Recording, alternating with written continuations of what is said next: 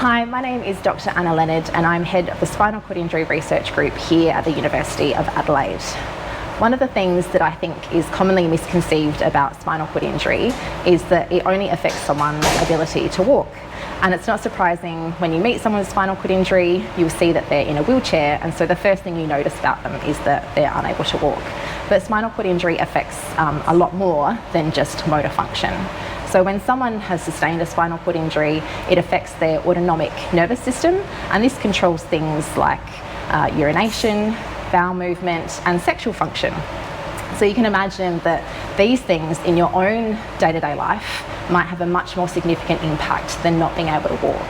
And it's really important that us as researchers also recognise this and appropriately design our experiments to detect these types of outcomes as well as motor function.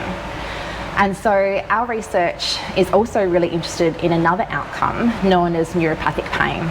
So people who've sustained a spinal cord injury, up to 60% of people who've sustained a spinal cord injury are affected by neuropathic pain. And this involves dysfunction of the pain transmission within an individual. So people with a spinal cord injury experience pain despite there being no pain stimulus present. And so we're really interested in understanding how that develops, but also how we can create treatments that modulate that pain transmission to reduce pain after spinal cord injury. Another area of research that we're really interested in is cognition after spinal cord injury. And this is really interesting because with age, it's found that people living with spinal cord injury are at an increased risk of developing cognitive dysfunction compared to the normal aging population. And that's kind of interesting because it means that an injury to the spinal cord is actually having a distal effect on the brain. So we're looking at how that can possibly develop and how it's modulating the brain. Another area of research that we're really interested in is how a concomitant traumatic brain injury can actually worsen outcomes after spinal cord injury. So two of the most common causes of spinal cord injury are motor vehicle accidents and falls. And they're actually two of the most common causes of traumatic brain injury. So it's not surprising that you may experience traumatic brain injury with a spinal cord injury given those causes. Now, it might not be severe, it might be a mild TBI, but we're not actually very good at detecting mild TBI clinically, so this could go undiagnosed.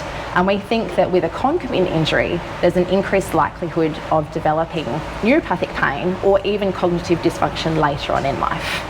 So we're again looking at what are the mechanisms that could lead to that development of neuropathic pain in a concomitant model, but also can we improve our detection of the mild TBI in the scenario of a spinal cord injury.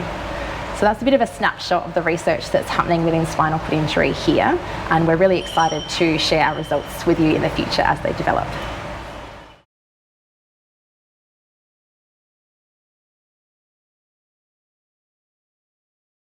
So hello, my name is Ryan. I'm a spinal cord injury researcher doing my PhD at a University of Adelaide in the translational neuropathology lab, and my research is looking at peripheral nerve stimulation following a spinal cord injury to try and improve outcomes.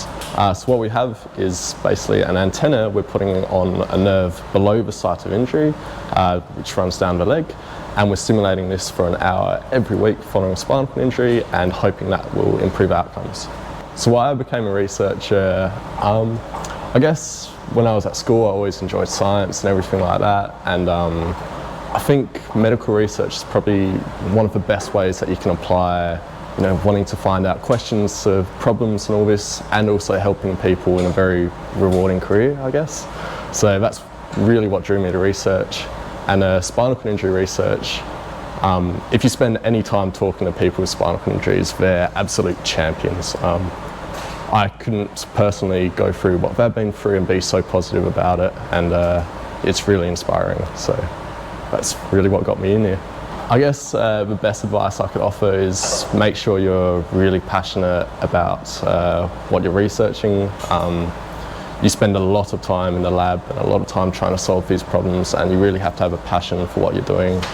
And I guess be real about it as well.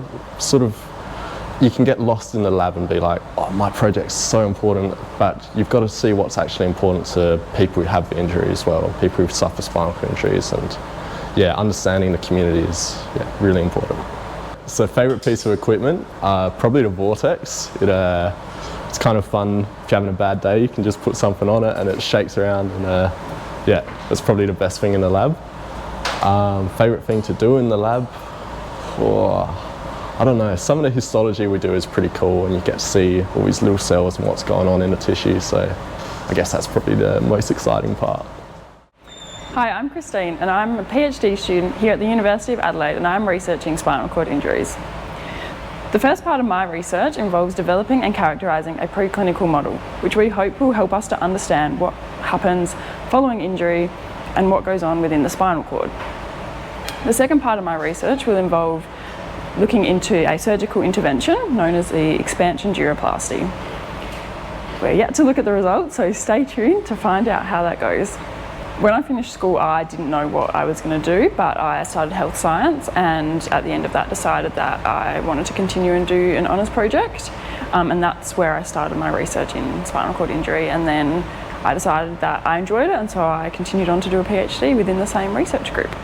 Some exciting news I've just received today is that my first paper has been accepted for publication in the Journal of Neurotrauma, and this is on our results from characterising a large preclinical model of spinal cord injury. Hi, my name is Kavi. I'm working in the Translational Neuropathology Laboratory on characterising long-term cognitive impairment in spinal cord injury patients. So my project involves characterising what's actually going in the brain and the spinal cord after spinal cord injury, and what's actually causing these cognitive impairments. So things like memory loss, issues with decision making, or just planning your everyday life. So by looking at the brain and the spinal cord, we can figure out what we need to target when we're thinking about treatment development and actually help improve cognition after spinal cord injury. So how I got into spinal cord injury research is that I always knew I wanted to go into research in the first place, and then after I finished undergrad, I didn't know what I wanted to do, and then around that time my supervisor, Anna Leonard, she was giving a lecture on spinal cord injury which I attended, and it really piqued my interest, so I went and talked to her, and she was offering a project at the time, so I took the opportunity and did my honours. And doing the honours really exposed me to the SCI community and what it entails, and I knew I really wanted to go further with my research and continued on to my PhD. I guess my favourite item in the lab would be the nanosoma, because we look at a lot of pathologies, so doing a lot of stains to figure out what's going on in the tissue. So the nanosoma, kindly donated by the NRF, allows us to image what's actually going on, so we can analyse and take us further with our research. So yeah, it will be the nanosoma. So the next step in my project is actually looking at cognition in spinal cord injury individuals. So we're recruiting individuals with spinal cord injury for more than a year and who are 55 years or older.